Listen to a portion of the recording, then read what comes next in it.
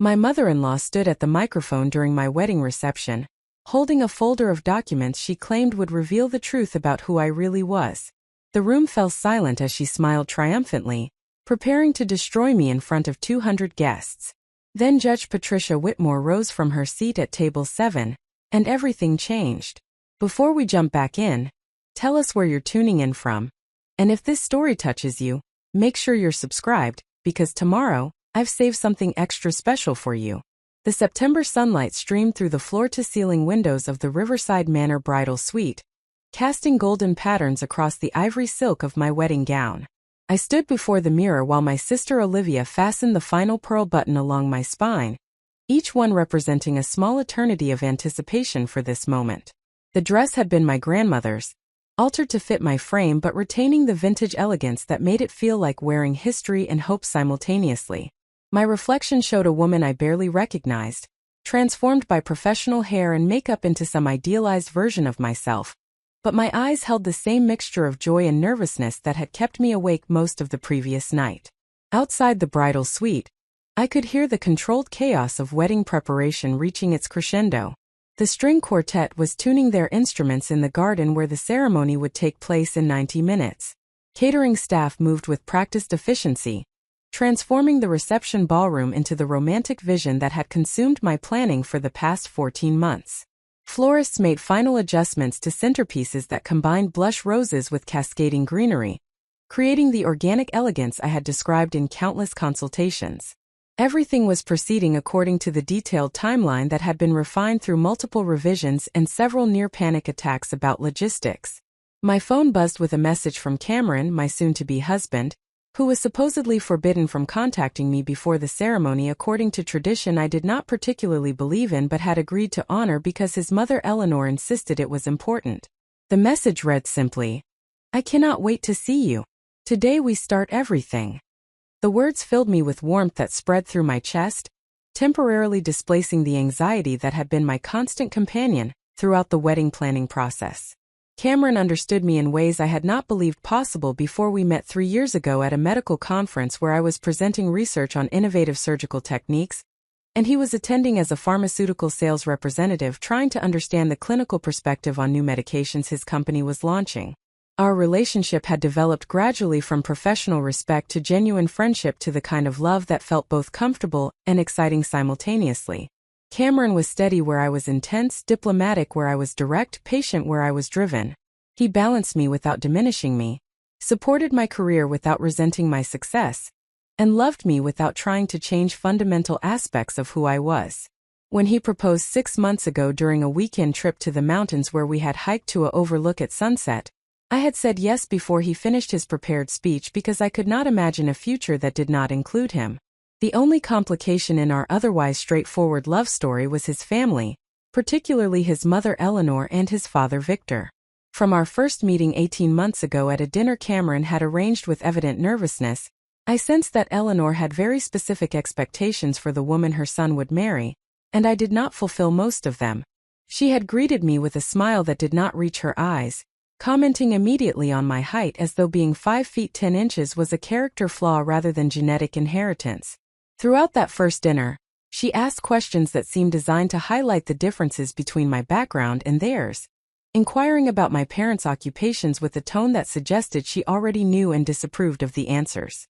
My father drove trucks for a regional shipping company, a job that kept him away from home for days at a time, but provided steady income that allowed my mother to work part-time at the local library while raising 3 children. We lived in a modest house in a working-class neighborhood where everyone knew everyone else's business, and people helped each other during difficult times without keeping score.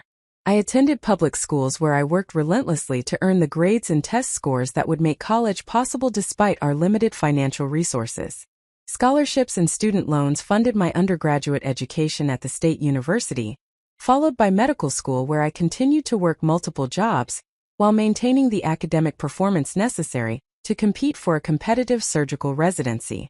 Eleanor and Victor, in contrast, came from what Cameron euphemistically called comfortable circumstances, but which actually meant generational wealth accumulated through successful business ventures and strategic marriages. They lived in a gated community where houses were called estates and measured in square footage that exceeded the entire footprint of the neighborhood where I grew up. They belonged to country clubs with membership waiting lists and initiation fees that exceeded my annual salary during residency. They vacationed in locations that required passports and travel consultants. Their social circle consisted of people whose names appeared in the business section of newspapers and whose charitable donations funded hospital wings and university buildings. I represented everything Eleanor had hoped her son would not choose. I was too focused on my career, too independent, too direct in my communication style, too unconcerned with social hierarchies that Eleanor navigated with the skill of someone born into environments where such navigation was essential for maintaining status. During our engagement, Eleanor had made numerous comments disguised as helpful suggestions about how I might want to consider adjusting my approach to various situations. Perhaps I should not discuss my work at social gatherings because medical details made people uncomfortable. Perhaps I should let Cameron take the lead in conversations with his father's business associates, because men responded better to other men in professional contexts. Perhaps I should reconsider my plan to continue working after we had children, because Eleanor believed strongly that mothers should prioritize family over career during critical developmental years. Cameron consistently defended me during these interactions, reminding his mother that he loved me exactly as I was, and that my dedication to my medical career was one of the qualities he most admired. But I noticed that these confrontations exhausted him, leaving him quiet and withdrawn for hours afterward, as though standing between his mother and his chosen partner required energy reserves he struggled to maintain indefinitely. I began to wonder whether our marriage would require him to choose between his family and me, and whether that choice would eventually breed resentment regardless of which direction he chose. The wedding planning process had intensified these tensions exponentially. Eleanor had opinions about every decision, from the venue selection to the invitation wording to the menu choices to the guest list composition. She wanted the wedding at her country club rather than at Riverside Manor, which she considered less prestigious despite its superior views and more flexible policies regarding vendor selection. She wanted formal invitations with traditional wording that emphasized family lineage, rather than the simpler, more personal language Cameron and I preferred. She wanted a seated dinner with multiple courses served by white-gloved waiters, rather than the more casual, elegant buffet we had selected. She wanted to invite business associates and social connections who had never met Cameron or me, rather than limiting the guest list to people who actually knew us and cared about our relationship. We had compromised on some points while holding firm on others, a negotiation process that felt exhausting and somewhat absurd given that Cameron and I were paying for the majority of the wedding expenses ourselves. Eleanor had offered to contribute financially, but only if we agreed to plan the wedding according to her specifications, a conditional generosity that felt more like purchase of control than genuine support. We politely declined her offer and proceeded with our own vision, funded through our combined savings and a small loan from my parents who insisted on contributing despite their limited resources. The morning of the wedding, as I stood in the bridal suite surrounded by my sister, my mother, and my two closest friends from medical school, I felt the weight of hoping that today would somehow bridge the gap between the family I came from and the family I was joining. I wanted Eleanor to see past her preconceptions about who I was and recognize that I genuinely loved her son, that I would be a good partner to him, that my different background did not mean I was unsuitable or inferior. I wanted to believe that the wedding itself, when she saw how happy Cameron and I were together, might soften her resistance and create possibility for a more positive relationship moving forward. My mother, adjusting my veil with the careful attention she brought to everything she did, sensed my emotional state with the intuition that came from raising me through countless challenges and celebrations. She looked at me in the mirror, her eyes holding both pride and concern, and said quietly so only I could hear, "You do not need anyone's approval to know your worth, sweetheart. You have worked too hard and accomplished too much to let anyone make you feel less than you are. Today is about you and Cameron building a life together. That is what matters." Her words steadied me, reminding me of who I was beneath the wedding day performance. I was Dr. Rachel Morrison, a cardiovascular surgeon who had completed one of the most competitive residency programs in the country, and who had already published research that was changing clinical approaches to certain surgical procedures. I was someone who regularly held human hearts in my hands and made decisions that determined whether patients lived or died. I was capable, skilled, and respected in my field. Eleanor's disapproval, while painful, did not change those fundamental truths about who I was and what I had achieved. The ceremony itself was beautiful in ways that exceeded my expectations despite months of detailed planning. The September weather cooperated perfectly, providing sunshine without excessive heat, and a gentle breeze that moved through the garden without disrupting carefully arranged flowers or hairstyles. The string quartet played the selections we had chosen, music that felt both elegant and personal. Cameron stood at the altar looking overwhelmed with emotion as I walked down the aisle on my father's arm, his eyes never leaving mine throughout the processional. When we exchanged vows that we had written ourselves, speaking promises about partnership and support and choosing each other daily rather than just on this singular occasion, I felt the absolute certainty that we were making the right choice regardless of external complications. Eleanor sat in the front row with Victor, both of them wearing expressions of polite interest rather than joy, but I refused to let their emotional distance diminish my experience of the ceremony. The guests who actually knew and cared about us were celebrating genuinely, their happiness palpable in the garden as we were pronounced married and shared our first kiss as husband and wife. As we walked back down the aisle together, Cameron squeezed my hand and whispered, "We did it. Nothing can touch this." Preparing and narrating this story took us a lot of time, so if you are enjoying it, subscribe to our channel, it means a lot to us. Now back to the story. The cocktail hour proceeded smoothly as guests moved from the garden to the terrace where waiters circulated with champagne and appetizers while the ballroom was prepared for the reception.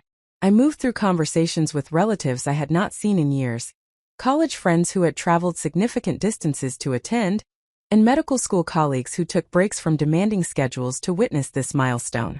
Cameron remained at my side, his hand finding mine whenever we were not actively greeting people, a constant physical reminder that we were navigating this together. I noticed Eleanor and Victor holding court near the terrace railing, surrounded by several couples I recognized as their country club associates. Eleanor was animated in a way she never was during interactions with me, laughing at something one of the men said and touching his arm in a gesture of familiar affection. She caught my eye across the terrace and her expression shifted immediately, the warmth draining away to be replaced by something I could not quite identify but which made my stomach clench with undefined anxiety. As cocktail hour concluded and guests began moving into the ballroom for the reception, I pushed aside the unease Eleanor's expression had triggered. The ballroom looked spectacular, transformed by lighting and flowers and careful arrangement into the romantic space I had envisioned. Our assigned seating chart placed Eleanor and Victor at a table with Cameron's siblings and their spouses, while my parents sat at a table with my siblings and close family friends. Judge Patricia Whitmore, my mentor from medical school who had guided my early research and who had become a trusted friend over the years, was seated at table 7 with several of my medical school classmates. Patricia had been the first person I told when Cameron proposed, even before I called my parents, because she understood the complexities of building a medical career while also trying to maintain meaningful personal relationships. She had navigated similar challenges during her own rise through academic medicine before transitioning to healthcare policy work that eventually led to her appointment to the State Medical Licensing Board, a position that carried significant authority over professional standards and disciplinary procedures for physicians throughout the state. Her presence at my wedding felt essential, a connection between my professional and personal worlds that represented the integration I was striving to achieve. The reception dinner proceeded according to plan, with waiters serving the buffet selections efficiently and guests seeming genuinely pleased with the food quality and presentation. Cameron and I made our rounds to each table, thanking people for attending and sharing brief conversations that accumulated into a blur of faces and well wishes. When we reached Eleanor and Victor's table, Eleanor smiled tightly and commented that everything was lovely in a tone that suggested this was not actually a compliment. Victor shook Cameron's hand with excessive formality, as though they were business associates rather than father and son. Following dinner, the traditional reception activities began with our first dance to a song Cameron and I had selected because the lyrics captured how we felt about choosing each other despite complications and uncertainties.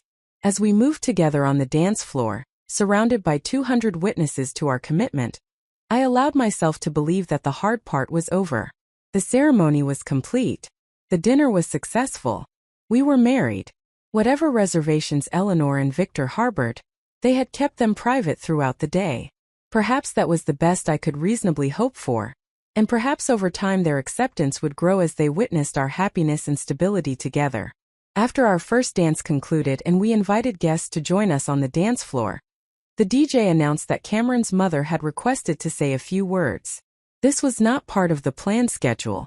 We had specifically decided against having formal toasts beyond the maid of honor and best man because Cameron knew his mother would want to speak, and we both felt anxious about what she might say. But here she was, making her way to the DJ booth where a microphone stood ready, carrying a manila folder I had not noticed her holding earlier. Cameron's hand found mine and squeezed hard enough to border on painful. His face had gone pale, his jaw tight with tension that communicated this was not a planned surprise but rather something we should be concerned about. I looked toward my parents' table and saw my mother leaning forward, her expression alert and worried. At table 7, Judge Patricia Whitmore had straightened in her seat, her attention focused entirely on Eleanor with the intensity she brought to complicated legal or ethical questions that required careful analysis.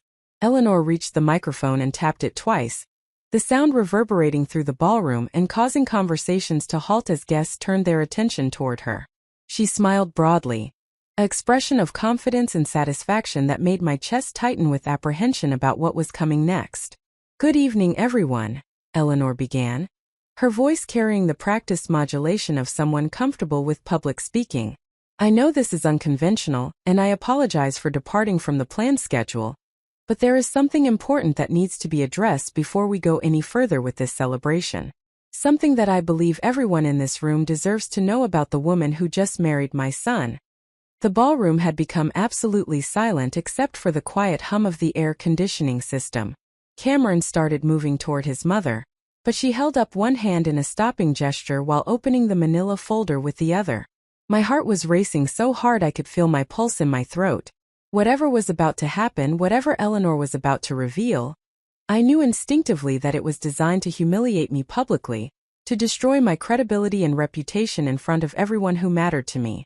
"Rachel Morrison, or should I say Dr. Rachel Morrison since she is so proud of her title," Eleanor continued, her tone shifting to something sharper, "has presented herself as this accomplished surgeon, this brilliant physician who worked her way up from nothing through dedication and skill.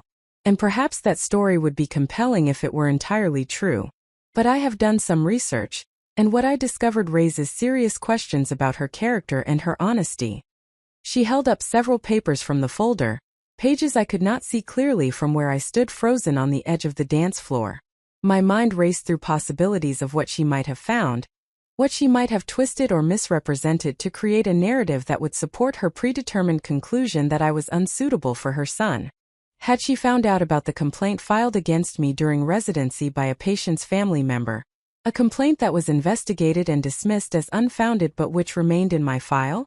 Had she somehow accessed sealed records from my undergraduate years when I was accused of academic dishonesty, in a case of mistaken identity that was resolved after causing me weeks of stress?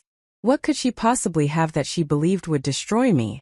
These documents show a pattern of misrepresentation and questionable ethical decisions throughout Rachel's medical career, Eleanor said, her voice rising with theatrical outrage. Complaints from patients, concerns from colleagues, questions about her surgical judgment that have been quietly swept aside, because she is so good at presenting herself as competent and confident, even when the reality tells a different story. The accusations were so vague as to be almost meaningless, but their public delivery in this setting carried devastating power regardless of their accuracy or specificity. Around the ballroom, I could see guests' expressions shifting from confusion to concern to judgment as they processed Eleanor's words and decided what to believe about someone they thought they knew.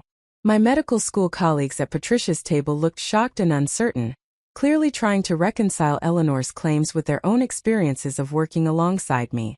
My family members appeared outraged, my father half rising from his seat before my mother put a restraining hand on his arm. Cameron had reached his mother now and was speaking to her urgently in tones too low for me to hear, but she shook her head dismissively and continued speaking into the microphone. I tried to warn my son that this woman was not what she appeared to be, that her background and her character made her unsuitable for our family, but he refused to listen because he was blinded by infatuation.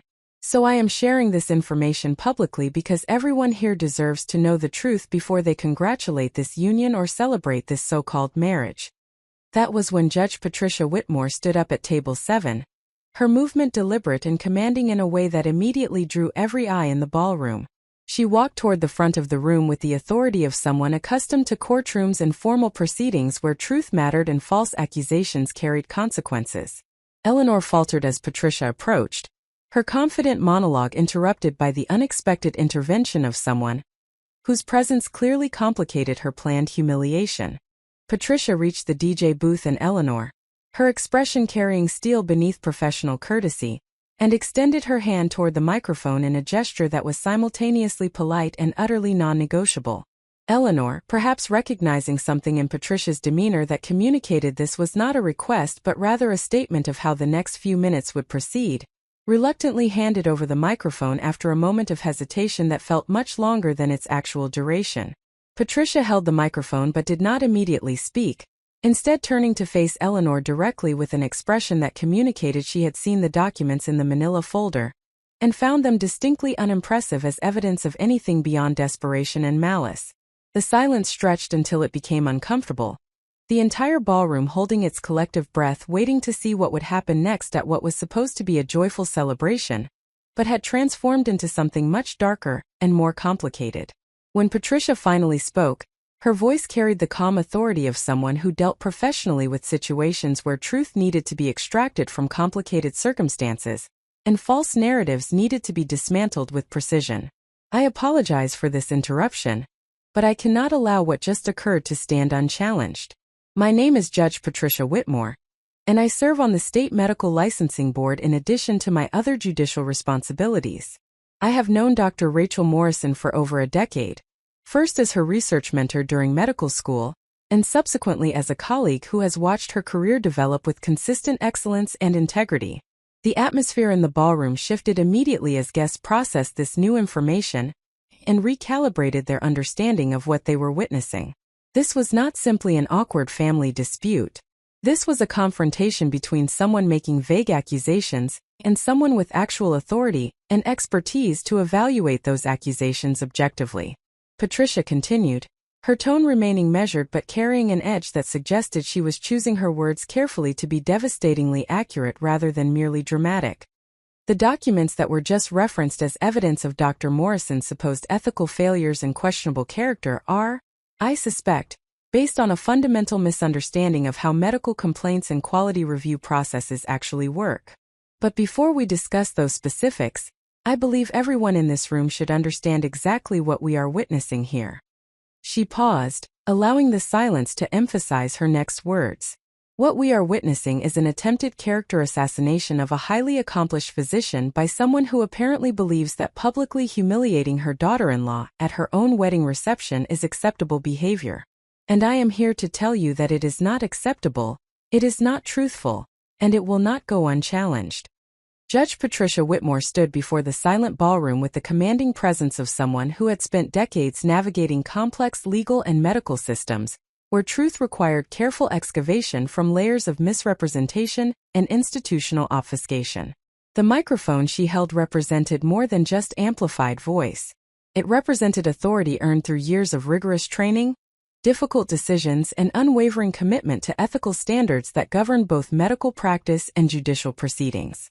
Eleanor Chun stood beside her, the manila folder now clutched against her chest in a defensive posture that suggested she had not anticipated this level of resistance to her planned humiliation. Patricia turned slightly to address Eleanor directly while still speaking into the microphone so the entire ballroom could hear every word of what was about to unfold. Her voice carried the measured cadence of someone accustomed to courtroom testimony where every syllable would be scrutinized and recorded for potential appeal. Mrs. Chun, I am going to give you an opportunity right now to clarify exactly what documents you are holding and what specific allegations you are making against Dr. Morrison. I want you to be very precise about your claims because I suspect you do not fully understand the legal and professional implications of publicly accusing a licensed physician of ethical violations or medical malpractice without substantial evidence to support those accusations. Eleanor's face flushed with color that spread from her neck upward, her carefully applied makeup suddenly appearing garish against the redness of her skin. She glanced toward her husband Victor, who remained seated at their table with an expression that suggested he was calculating whether to intervene or distance himself from what was rapidly becoming a disaster rather than the triumphant exposure Eleanor had clearly envisioned. The other guests at their table, the country club associates who had witnessed Eleanor's earlier animation and confidence, were now studying their champagne flutes with the intense focus of people desperately wishing to be anywhere else. I have documentation showing that Rachel has had multiple complaints filed against her by patients and concerns raised by hospital administrators about her surgical judgment, Eleanor said, her voice no longer carrying the theatrical confidence of her earlier pronouncements but rather a defensive edge that communicated uncertainty about whether she had overstepped boundaries she did not fully understand. These are matters of public record that anyone could access if they bothered to look into her background, instead of just accepting her claims about her abilities and accomplishments. Patricia nodded slowly, her expression suggesting she had expected exactly this type of vague accusation backed by fundamental misunderstanding of how medical quality assurance and complaint processes actually functioned. She turned back to face the broader ballroom audience, ensuring that everyone present would hear not just the accusations but also the systematic dismantling of those accusations that was about to occur. Let me explain something to everyone here who may not be familiar with how medical licensing and quality review processes work. Patricia began, her tone shifting into the educational mode she employed when explaining complex regulatory frameworks to people without medical or legal training. Every physician who practices medicine in this state has what is called a licensing file, maintained by the state medical board.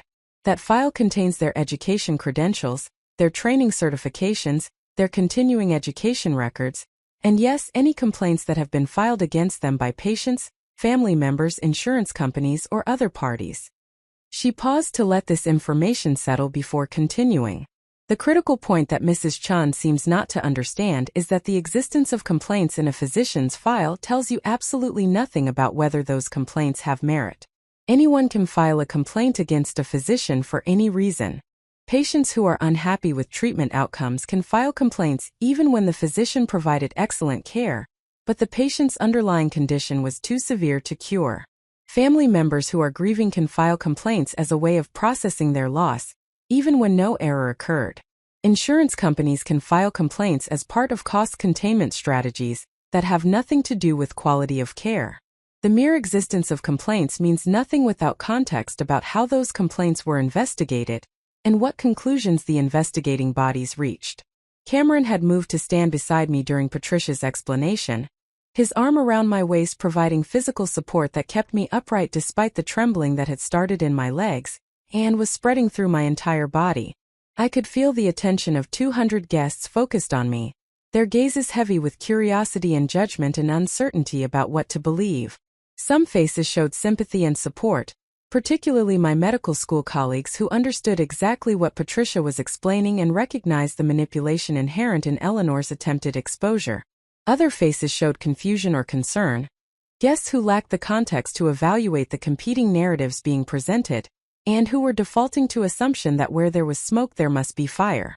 Patricia continued her systematic dismantling of Eleanor's accusations. I serve on the State Medical Licensing Board, which means I have access to every physician's complete licensing file including all complaints and all investigation outcomes. I can tell you without violating any confidentiality requirements that Dr. Rachel Morrison's file contains exactly 3 complaints filed over the course of her 10-year medical career. All 3 complaints were formally investigated by the appropriate hospital quality assurance committees. All 3 complaints were determined to be without merit, and were dismissed with findings that Dr. Morrison provided care that met or exceeded professional standards. Those dismissed complaints remain in her file as a matter of record-keeping, but they carry absolutely no weight in terms of her professional standing or her licensing status. The ballroom remained silent except for the sound of someone's chair scraping against the floor and a muffled cough from somewhere near the back. Eleanor's expression had shifted from defensive uncertainty to something approaching panic as she realized that her carefully planned humiliation was being reversed, that the judge whose presence she had not accounted for was systematically destroying the credibility of her accusations and potentially exposing Eleanor herself to consequences she had not anticipated. Furthermore, Patricia continued, her voice taking on a harder edge that communicated she was approaching the heart of her response, I want to address the suggestion that Dr. Morrison's surgical judgment has been questioned by hospital administrators or colleagues. Dr. Morrison completed one of the most competitive cardiovascular surgery residencies in the country at Memorial Hospital, where she consistently received the highest possible evaluations from attending physicians, and where she was selected for the chief resident position during her final year, an honor reserved for residents who demonstrate exceptional clinical skill and leadership ability. She has published peer-reviewed research in top-tier medical journals. She has presented her work at national and international conferences. She holds surgical privileges at 2 major teaching hospitals where credentialing committees composed of senior physicians have reviewed her training and her outcomes data and determined that she meets the rigorous standards required to perform complex cardiovascular procedures. Patricia turned back to Eleanor, her expression now carrying unmistakable contempt beneath the professional courtesy she was maintaining with visible effort. So when you stand here at your son's wedding reception and make vague insinuations about Dr. Morrison's character and competence, what you are actually doing is demonstrating your own ignorance about how medicine works and your willingness to publicly defame someone based on information you do not understand and conclusions you are not qualified to draw. And I can tell you as both a judge and as someone who serves on the body that regulates medical practice in this state, if you continue making these accusations or if you disseminate these documents to anyone else, you will be exposing yourself to very serious legal consequences including defamation liability and potential charges related to interfering with someone's professional licensure through knowingly false statements. The threat was delivered calmly, but with absolute clarity about the power differential that had just been established. Eleanor was no longer the person with authority dictating the terms of engagement. She was someone who had made a catastrophic miscalculation, and who was now facing the reality that her attempted destruction of my reputation could result in her own legal and social destruction if she persisted. Victor Chun finally rose from his seat and moved quickly toward his wife, placing his hand on her arm in a gesture that communicated both restraint and urgent need to extract her from the situation before additional damage occurred. He did not speak, but his expression carried clear message that this needed to end immediately. Eleanor allowed herself to be guided away from the DJ booth and the microphone, the manila folder still clutched in her hands but no longer held up as evidence of anything except her own willingness to weaponize partial information against someone she had decided to hate. Patricia handed the microphone back to the DJ, then turned to address the ballroom one final time. I apologize that this celebration has been disrupted by this unfortunate incident. I want to assure everyone here that Dr. Rachel Morrison is precisely who she has represented herself to be. A highly skilled, ethically sound, dedicated physician who has earned every achievement and accolade through genuine excellence, rather than through any form of misrepresentation. Those of us who know her professionally have absolute confidence in her abilities and her character. I would trust her with my own life or the life of anyone I care about, which is the highest compliment one physician can pay another. She walked back to her table while the ballroom slowly emerged from its shocked silence into murmured conversations as guests processed what had just occurred and recalibrated their understanding of the dynamics they had witnessed. The DJ, clearly uncertain about how to proceed after such a dramatic departure from the planned reception timeline, made eye contact with me in a silent question about whether to resume music or wait for some other signal about how to move forward. Cameron's parents left the reception without speaking to anyone, Eleanor moving stiffly with Victor's hand on her elbow guiding her toward the exit while other guests deliberately looked away to avoid making eye contact that might require acknowledging what had happened. Their country club associates remained at their assigned table for approximately 3 minutes after Eleanor and Victor's departure before they too began making excuses about early morning obligations and exiting with the guilty expressions of people abandoning someone whose social standing had just become toxic. My parents appeared at my side, my mother's arms immediately encircling me in the kind of fierce protective embrace she had provided throughout my childhood whenever I came home hurt or discouraged from school or social situations where I did not fit easily into expected patterns. My father stood beside us with his hand on my shoulder, his presence communicating solid support, even though he rarely had words for emotional situations that exceeded his straightforward working-class vocabulary for expressing care and protection. "That woman has no idea who she just tried to mess with," my mother said quietly against my hair, her voice vibrating with suppressed fury on my behalf. "You are worth 10 of her, sweetheart. Everyone in this room who matters knows that." Patricia joined us after a few moments, her judicial composure giving way to something more personal now that the public confrontation had concluded. She looked at me with an expression that combined concern and a surprising hint of satisfaction, as though she had been waiting for an opportunity to deploy her authority on my behalf, and was pleased that the moment had finally arrived even though the circumstances were unfortunate. "Rachel, I need you to give me copies of everything Eleanor Chan has in that folder," Patricia said, her tone shifting back into professional mode despite the personal context. "If she accessed your licensing file or your hospital records improperly, there could be serious privacy violations involved. If she obtained information through legal channels but is misrepresenting what that information actually means, we need to document exactly what she has and what claims she is making so we can determine appropriate response. This does not end just because she left the reception. She attempted to destroy your professional reputation publicly, and that has consequences whether or not she understands that yet." Cameron, who had been silent throughout the entire confrontation, finally found his voice. "I am so sorry, Rachel. I knew my mother had reservations about our marriage, but I never imagined she would do something like this. I never thought she was capable of this level of cruelty." His voice cracked on the final word, emotion overwhelming his attempt to maintain composure. I turned to face him fully, seeing the anguish in his expression and recognizing that this moment had forced him to confront aspects of his mother's character that he had probably spent his entire life avoiding or rationalizing. He was not responsible for Eleanor's choices, but he was going to have to decide how to respond to those choices, and what kind of relationship he could or should maintain with parents who had attempted to destroy his wife on his wedding day. "We will figure this out," I told him, my voice steadier than I would have expected given the adrenaline still coursing through my system and the trembling that had not entirely subsided. "Right now we need to decide whether we want to continue this reception, or whether we should end early and deal with the aftermath in private."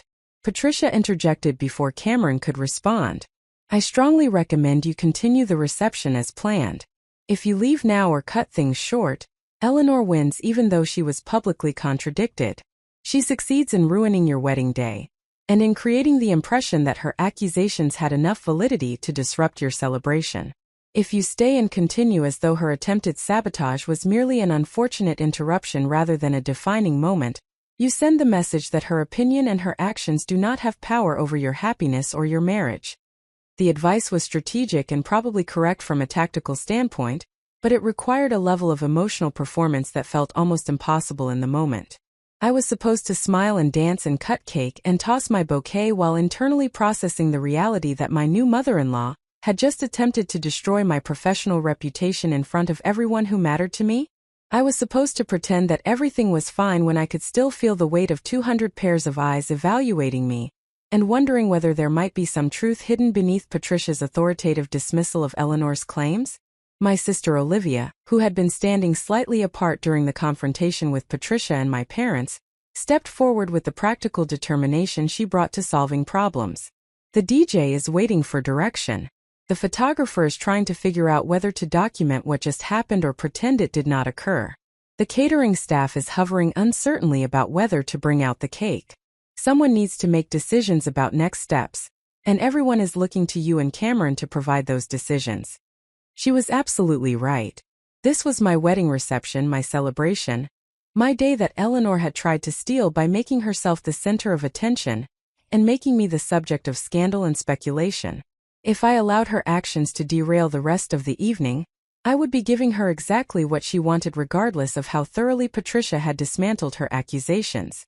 The only way to truly defeat the attempted humiliation was to refuse to be humiliated, to continue celebrating as though Eleanor's interruption was merely a bizarre footnote rather than a catastrophic disruption. I took a deep breath and straightened my shoulders, feeling my professional persona reasserting itself over the emotional vulnerability that had threatened to overwhelm me during the confrontation. I was a cardiovascular surgeon who made life and death decisions under pressure in operating rooms where hesitation could cost someone their life. I could certainly manage to get through the remainder of my wedding reception with grace and apparent confidence, even if internally I was still processing shock and hurt and rage at what had just occurred. "Tell the DJ to resume music," I said to Olivia, my voice carrying the authority I used when directing surgical teams during complex procedures. "Tell the photographer to focus on guests enjoying themselves rather than on any of the drama that just happened." Tell the catering staff to proceed with cake cutting in 15 minutes as originally scheduled. And someone please make sure Judge Whitmore has whatever she needs in terms of drinks or food or anything else because she just saved my entire career and possibly my sanity. The reception resumed with a slightly forced quality at first as guests were uncertain about whether to acknowledge what had happened or pretend they had not witnessed the confrontation between Eleanor and Patricia. But gradually, aided by the DJ's careful selection of upbeat music, and the free-flowing champagne and the natural human desire to move past uncomfortable moments toward more pleasant interactions, the atmosphere shifted back toward celebration. People approached me throughout the remainder of the evening to offer words of support that ranged from direct statements about how inappropriate Eleanor's behavior had been to more subtle expressions of confidence in my character and abilities.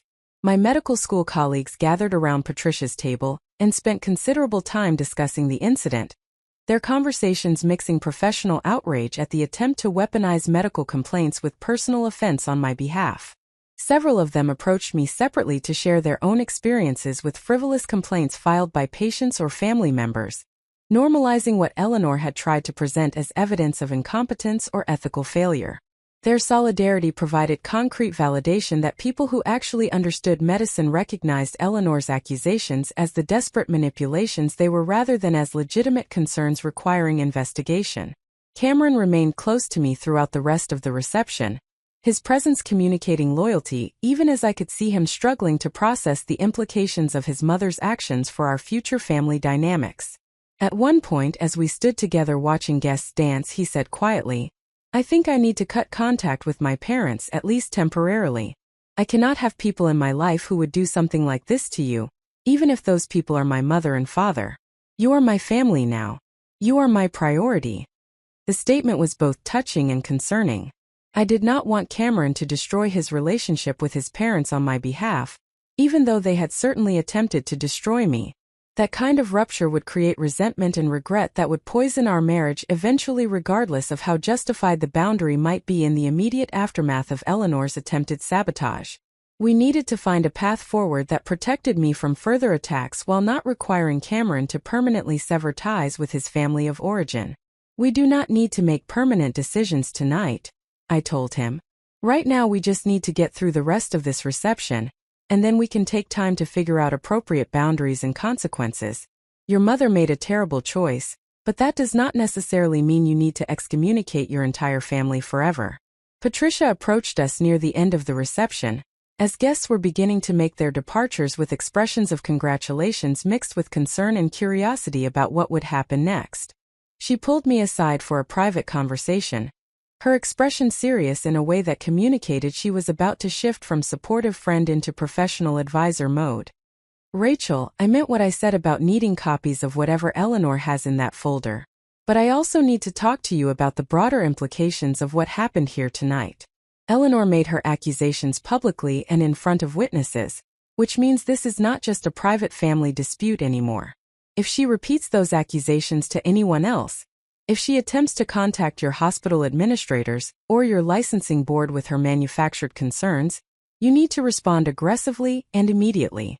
This is the kind of situation that can spiral out of control if you try to handle it quietly, or if you hope it will just go away on its own." The weight of her words settled over me like a heavy coat, restricting my movement and making me acutely aware of vulnerabilities I had not fully considered in the immediate aftermath of Patricia's successful public defense of my reputation. Eleanor had been humiliated tonight, but humiliated people were often dangerous people, especially when they had resources and social connections and a fundamental unwillingness to accept responsibility for their own poor choices. She might decide that the solution to her embarrassment was to double down on her accusations rather than to retreat and apologize. "What do you recommend?" I asked, trusting Patricia's judgment about how to navigate complex situations where personal and professional considerations intersected in ways that required both emotional intelligence and strategic thinking. "Document everything," Patricia said immediately. "Get a copy of whatever Eleanor has through whatever means necessary, even if that means Cameron has to retrieve it from his parents' house. Create a detailed written account of exactly what happened tonight, including specific quotes from Eleanor's accusations and my response. Get contact information for witnesses who can provide statements about what they heard, if this escalates to a formal complaint or legal proceeding.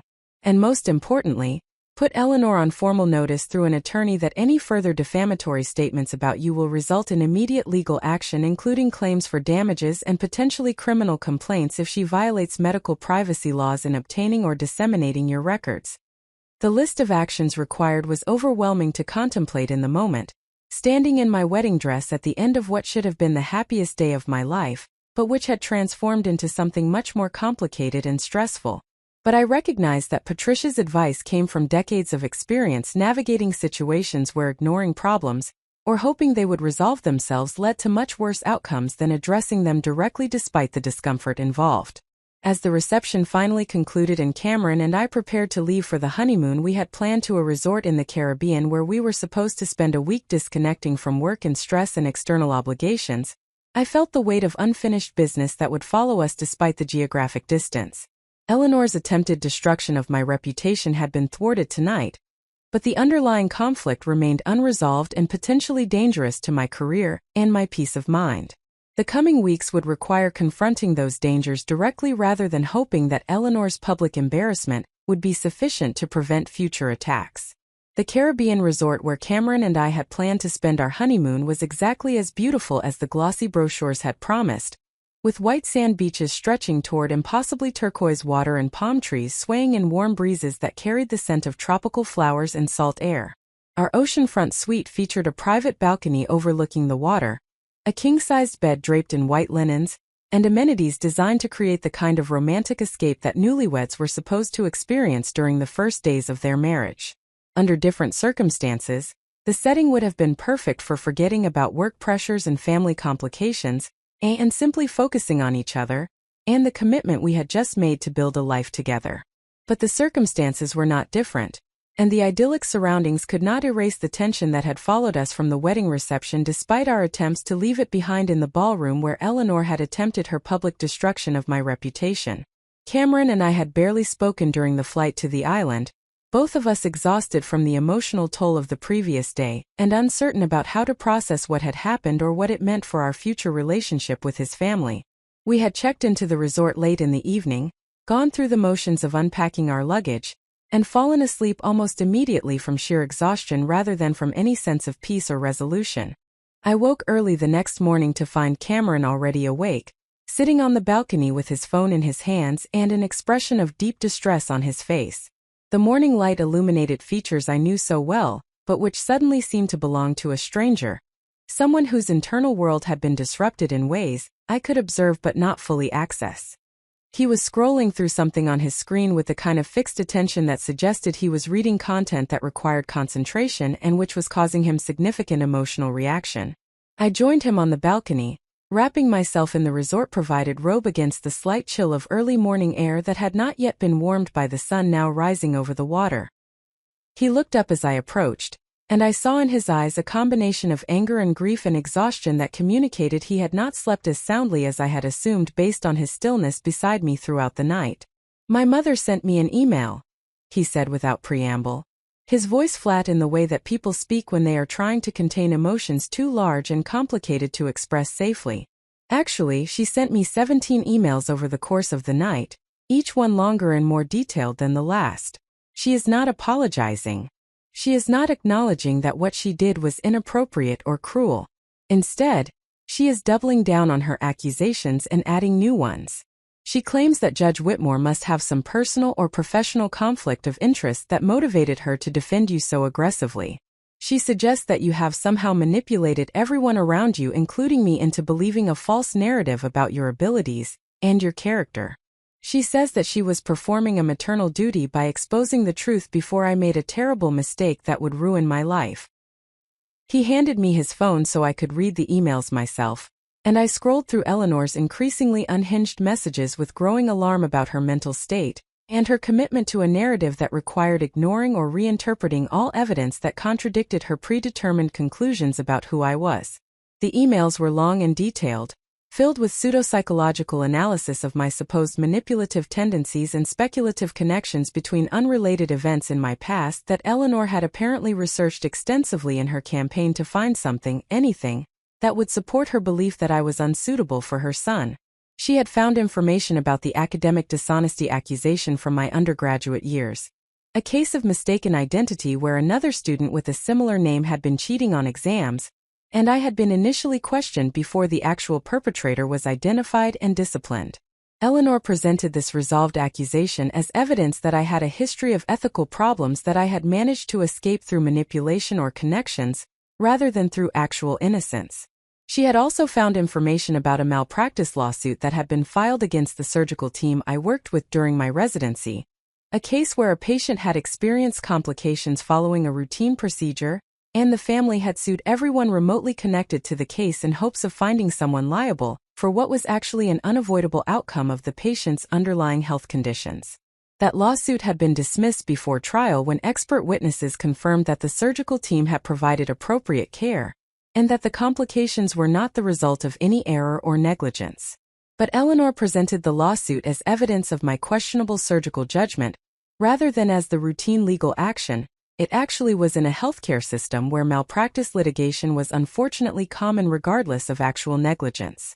What disturbed me most about Eleanor's emails was not the specific accusations, which were based on misrepresentations of facts that could be easily corrected, but rather the obsessive quality of her research and her apparent inability to consider alternative interpretations of the information she had gathered.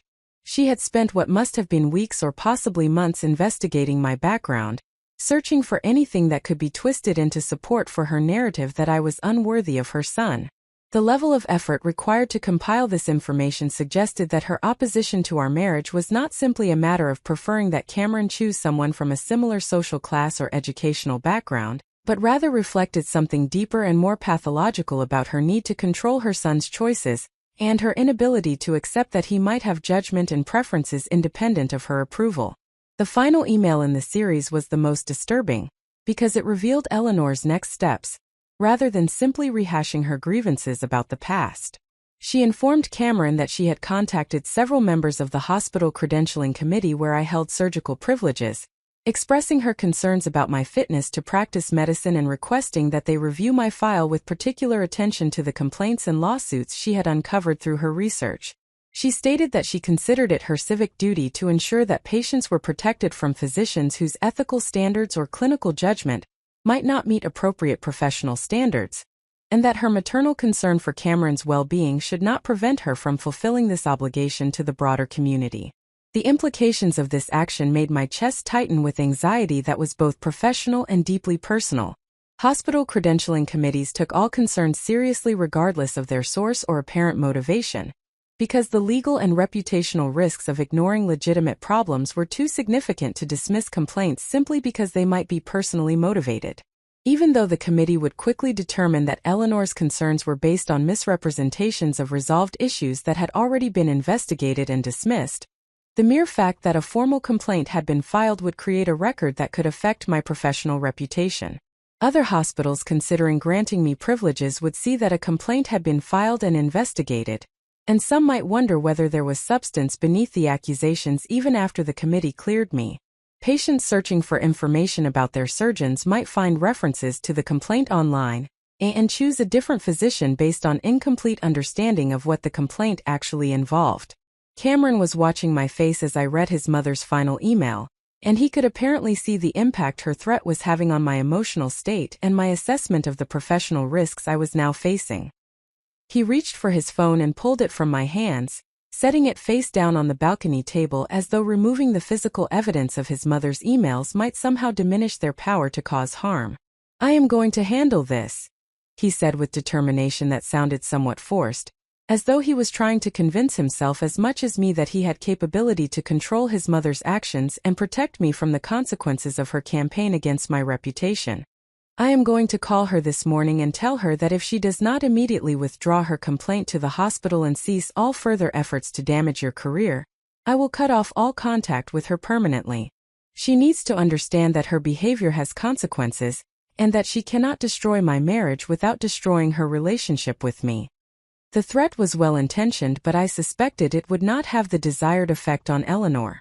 People who were convinced of the righteousness of their cause often proved willing to sacrifice relationships in service of that cause, particularly when they had constructed elaborate narratives that cast themselves as martyrs protecting others from threats that only they were perceptive enough to recognize.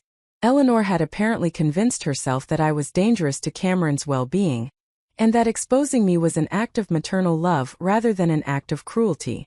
Being told that her exposure efforts would cost her relationship with her son might only reinforce her belief that I had manipulated him so thoroughly that he could no longer see truth clearly.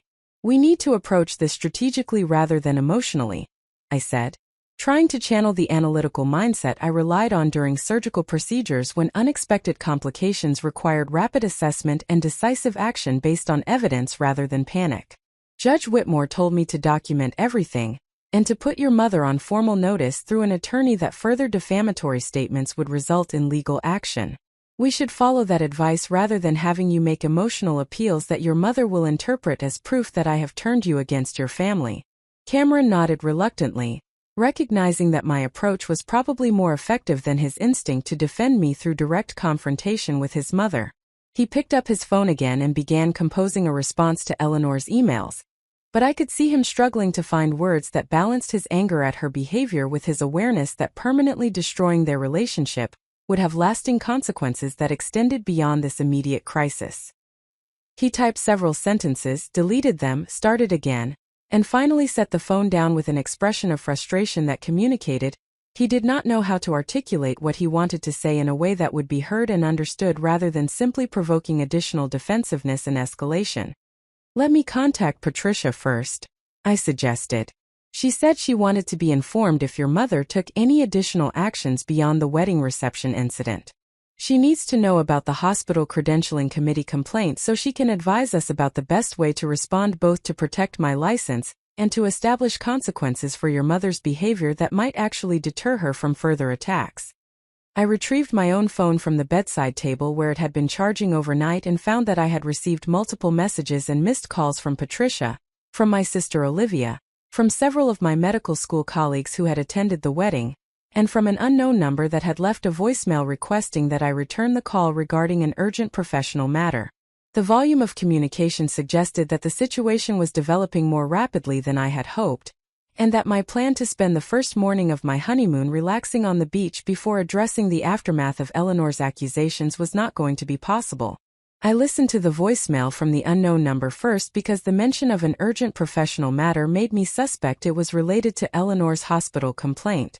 The message was from Dr. Raymond Martinez, the chair of the credentialing committee at Riverside Medical Center, where I held surgical privileges and performed the majority of my procedures.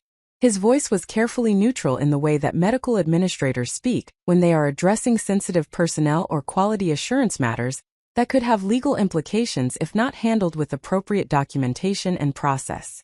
"Dr. Morrison, this is Ray Martinez calling from Riverside Medical Center. I need to schedule a meeting with you as soon as possible to discuss a concern that has been brought to the attention of the credentialing committee. Please call my office at your earliest convenience to arrange a time when we can meet privately to review this matter. I want to assure you that this is a routine inquiry, and that you are not under any formal investigation at this time, but I do need to speak with you before the committee takes any official action regarding the complaint we received."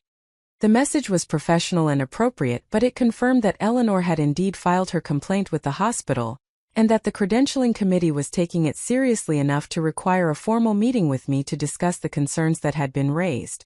The phrase "not under any formal investigation at this time" was particularly concerning, because it implied that formal investigation could follow depending on what emerged during the preliminary inquiry Dr. Martinez wanted to conduct. Even though I was confident that the committee would ultimately dismiss Eleanor's complaint as baseless once they reviewed the actual facts rather than her distorted interpretations, the process of defending myself would be exhausting and stressful, and would create documentation that could follow me throughout my career. I called Patricia immediately, reaching her despite the early hour because she was apparently already awake and working on something that required her attention before the normal business day began. She answered on the second ring with a tone that communicated she had been expecting my call, and was prepared to shift into crisis management mode without preamble or social niceties. "Rachel, what has happened since last night?" she asked directly, dispensing with greetings in favor of immediate assessment of whether the situation had escalated in ways that required urgent intervention. I explained Eleanor's overnight email campaign, her threat to contact my hospital credentialing committee, and the voicemail I had just received from Dr. Martinez requesting a meeting to discuss a complaint that had been filed.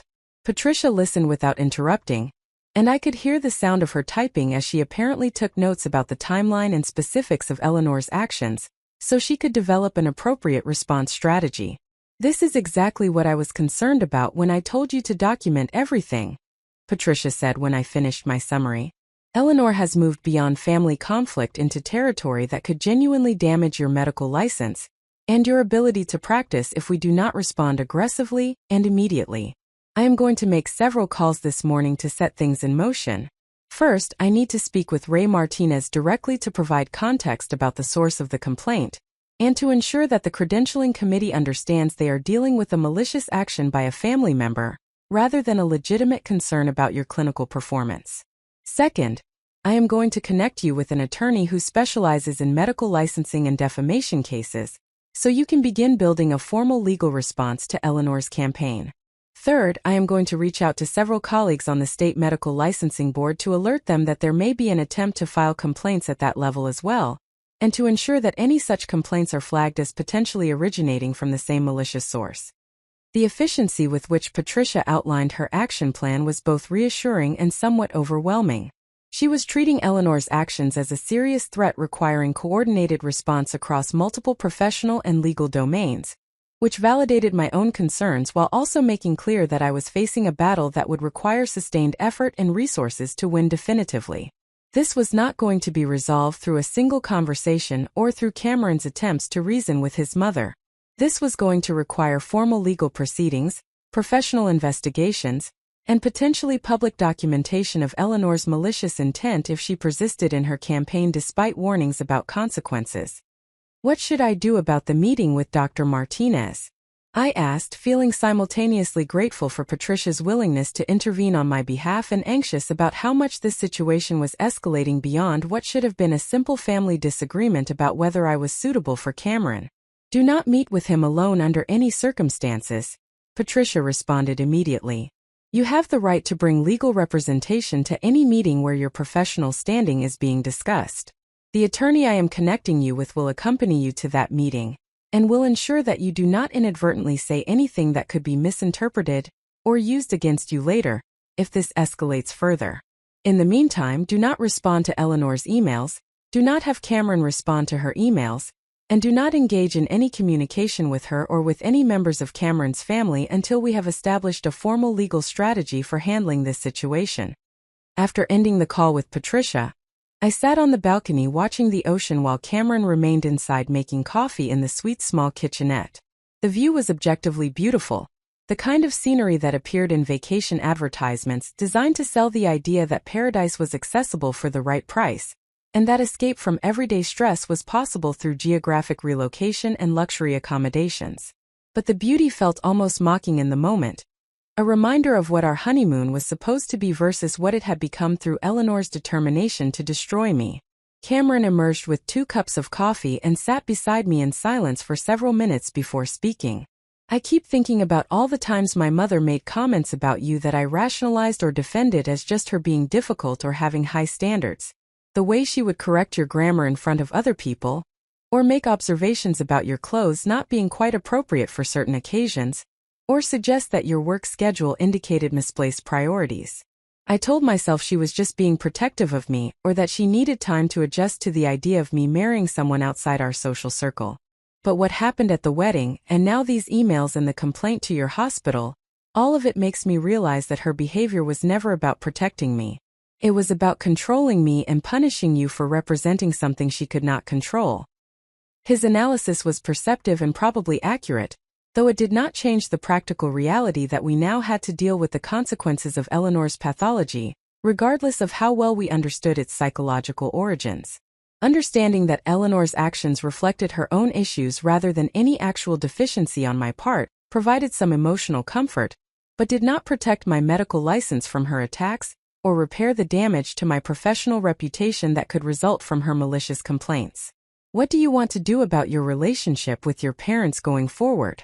I asked, Recognizing that this was a question Cameron needed to answer for himself rather than having me impose my preferences about what level of contact he should maintain with family members who had tried to destroy his wife.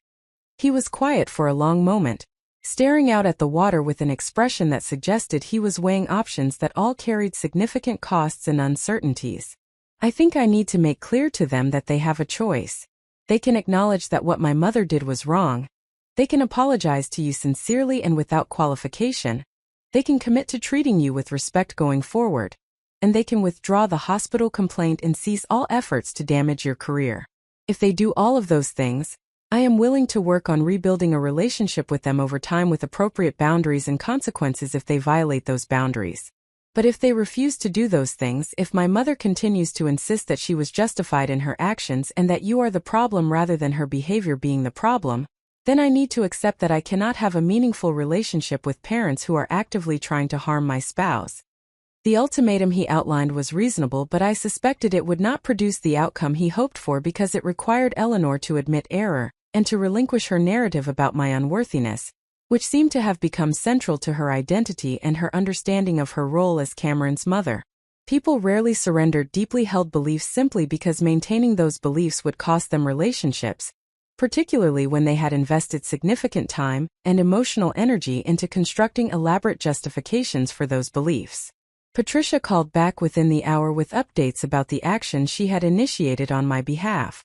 She had spoken with Dr. Martinez and provided him with context about the wedding reception incident and Eleanor's subsequent email campaign, making clear that the complaint he received was motivated by family animus, rather than by legitimate concerns about my clinical competence or ethical conduct. Dear Martinez had apparently been relieved to receive this context because it allowed him to understand the complaint as malicious rather than as a good faith concern that required extensive investigation.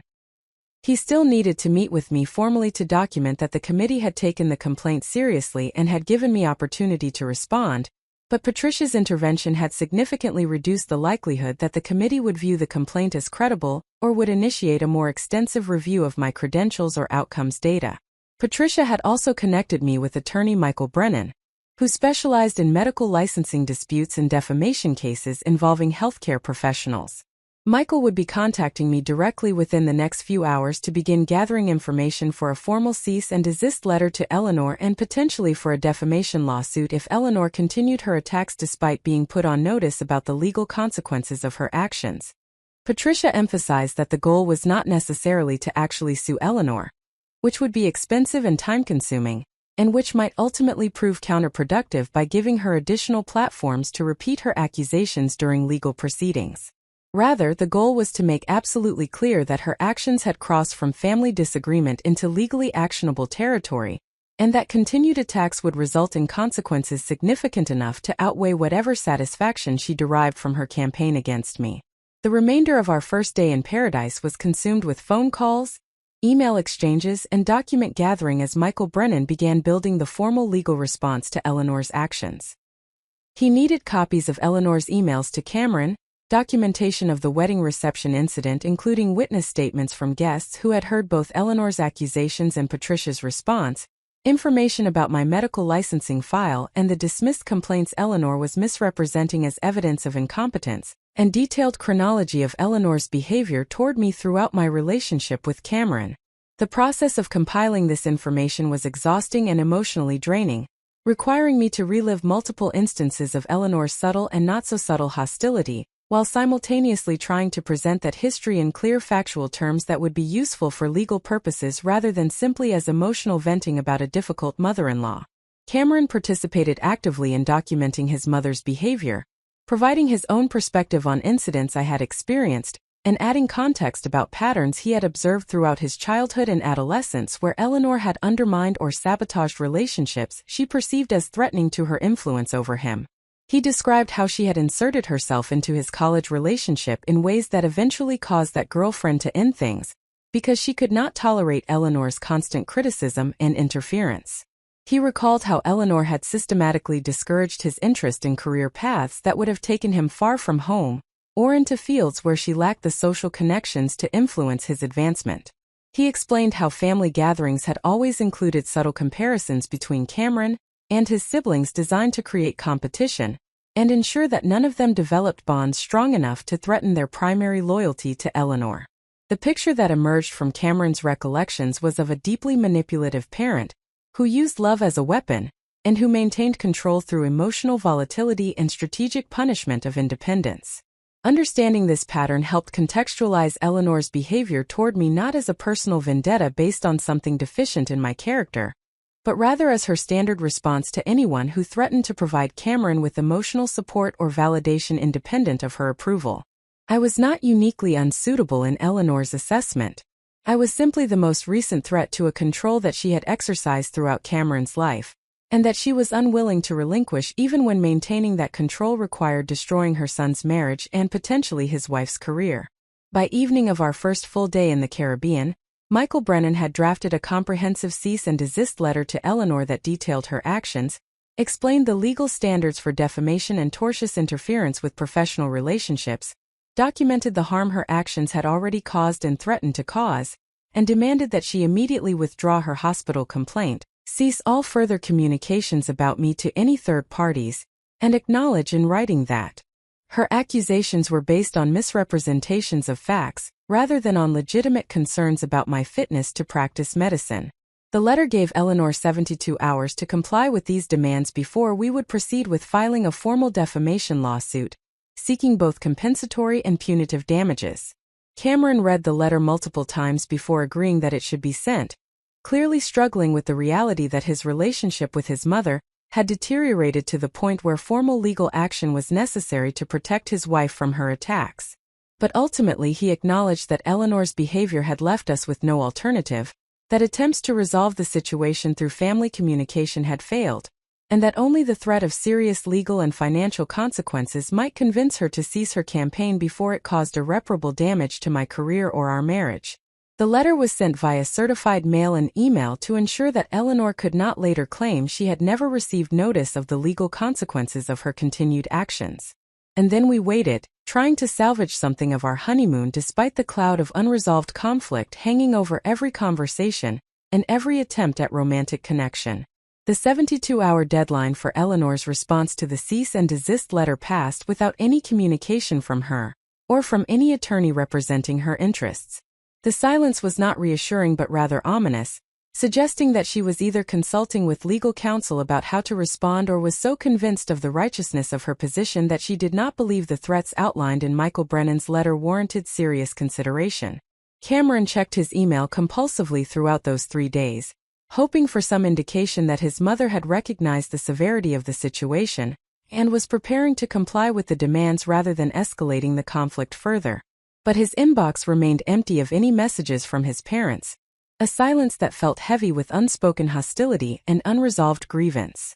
On the 4th day, while Cameron and I were attempting to have breakfast on our suite balcony and pretend that we were actually on a honeymoon rather than managing a legal crisis from a tropical location, my phone rang with a call from Patricia. Her voice carried an urgency that immediately elevated my anxiety about what new development had occurred to prompt this early morning contact. "Rachel, I need to tell you about something that came to my attention this morning through my work on the medical licensing board." Patricia began without preamble. Eleanor did not limit her complaints to just Riverside Medical Center. She filed formal complaints against your medical license with the state licensing board, and she also submitted concerns to the credentialing committees at 3 other hospitals in the metro area, where you do not currently hold privileges, but where you might potentially apply for privileges in the future. She is systematically attempting to create a paper trail that would follow you throughout your career regardless of where you try to practice medicine. The information hit me like a physical blow, knocking the breath from my lungs and making my hands shake enough that I had to set down the coffee cup I had been holding. This was not simply a vindictive mother-in-law making trouble at one hospital where she hoped to cause me professional embarrassment. This was a calculated campaign to destroy my medical career entirely by creating documentation at multiple institutions and regulatory bodies that would raise questions about my fitness to practice regardless of how baseless those questions might be. Even if every single complaint was investigated and dismissed, the sheer volume of complaints from multiple sources would create an impression that something problematic must be occurring to generate so much concern from different parties. Patricia continued, her tone shifting into the strategic mode that indicated she was already formulating response plans, even as she delivered the devastating news. The complaints she filed are all substantively identical, based on the same misrepresentations of the resolved issues from your undergraduate years and your residency that we already addressed. But the concerning aspect is that she appears to have coordinated these filings to occur simultaneously across multiple institutions, which suggests a level of planning and determination that goes beyond emotional reaction to your marriage. She has been working on this for some time, probably since well before the wedding, and the reception incident was just the public manifestation of a much more extensive effort to undermine your professional standing. Cameron had been listening to my side of the conversation with growing horror, and now he reached for my hand with a grip that communicated both solidarity and his own sense of guilt about his mother's actions. His face had gone pale and his jaw was clenched with barely contained rage at the realization that Eleanor had not simply acted impulsively at the wedding, but had been systematically working to destroy me for weeks or possibly months while maintaining a facade of grudging acceptance of our relationship. What can we do to counter this? I asked Patricia, my voice steadier than I felt as I forced myself to shift from emotional reaction into problem-solving mode. Panic would not help me navigate this situation. I needed to think strategically about how to protect my license and my reputation from an attack that was far more extensive than I had initially understood. I have already contacted the state licensing board to provide context about the source of the complaints and to flag them as potentially malicious, Patricia replied. Because I serve on the board, my assessment carries significant weight in determining how seriously the complaints will be investigated. The board will still need to conduct a preliminary review because they are legally required to investigate all complaints regardless of source, but that review will be expedited and the investigators will be aware from the outset that they are dealing with family animus, rather than legitimate professional concerns. As for the other hospitals where she filed complaints, I am working through my professional network to connect you with administrators at those institutions who can provide similar context and ensure that the complaints are handled appropriately. She paused before delivering what was clearly additional bad news. However, there is something else you need to know.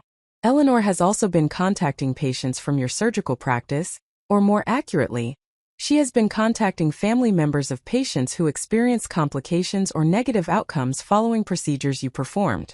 She appears to be attempting to encourage those families to file their own complaints or to join in some kind of coordinated action against you, suggesting that their loved ones' poor outcomes were the result of your incompetence rather than the inevitable reality that some patients experience complications regardless of how skilled their surgeon is or how appropriately the procedure was performed.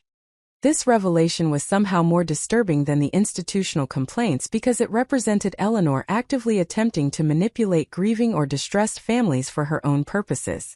Surgical complications were emotionally devastating for patients and their families, and surgeons develop thick emotional armor to cope with the reality that even perfect technique and optimal decision-making could not prevent all negative outcomes. But that armor was built to protect against the inherent tragedy of human mortality and medical limitations, not against malicious third parties who weaponize that tragedy to serve personal vendettas. How is she getting access to information about my patients? I asked, my mind immediately jumping to concerns about privacy violations and potential HIPAA breaches that would carry their own serious legal consequences if Eleanor had obtained protected health information through improper channels. That is an excellent question and one that we are actively investigating, Patricia responded. She either gained access to your patient records through some legitimate but inappropriate means, such as requesting records from a family member who is legally entitled to receive them, and then using information from those records to identify and contact other patients, or she obtained information through illegal means such as paying someone with access to hospital records to provide her with patient names and contact information. Either way, if we can document how she obtained this information, we may have grounds for criminal charges in addition to the civil defamation claims we are already pursuing. After ending the call with Patricia, I sat in stunned silence trying to process the full scope of Eleanor's campaign against me. This was not the behavior of someone who simply disliked her daughter-in-law or who had concerns about whether I was suitable for her son. This was the behavior of someone who was pathologically committed to destroying me regardless of the cost to herself, to Cameron, or to the family she was manipulating in service of her vendetta. The level of time, energy, and resources she had invested in this effort suggested an obsession that went beyond rational assessment of threat or proportional response to perceived injury. Cameron was staring at his phone with an expression that combined disbelief and dawning recognition. "I just received an email from my brother Daniel," he said quietly. "He says that our mother has been telling the entire extended family that you are dangerous and unstable, that you have manipulated me into cutting off contact with them, and that they need to intervene to save me from making the biggest mistake of my life. He is asking me to come home immediately without you so the family can stage what he is calling a wellness check, to make sure you have not isolated me or harmed me in some way." The twisted logic of Eleanor's narrative was almost impressive in its completeness. She had constructed a story where I was the villain who had ensnared her innocent son through manipulation and deceit, and where her attacks on my career and reputation were actually acts of maternal protection, rather than acts of malice. In her version of events, she was the hero fighting to save Cameron from a dangerous woman, and any consequences she faced for her actions were evidence of how thoroughly I had poisoned the situation against her rather than natural results of her own harmful behavior. "What did you tell Daniel?" I asked, though I suspected I already knew the answer based on Cameron's expression of disgust and anger. "I told him that our mother is lying, that you are the person being attacked rather than the person doing the attacking, and that if he and the rest of the family cannot see through her manipulation, then I do not know what to say to them that will make any difference," Cameron replied. "I also told him that I will not be participating in any family gatherings or communications until our mother withdraws her complaints against you, apologizes sincerely for her behavior, and demonstrates through sustained action rather than empty promises that she is willing to treat you with basic respect and decency."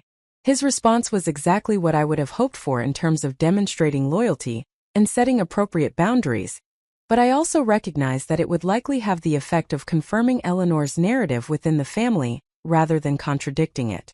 Cameron's refusal to participate in the wellness check would be interpreted as evidence that I had indeed isolated him from his family, and his defense of me would be viewed as proof that I had manipulated him so thoroughly that he could no longer see the truth of the situation.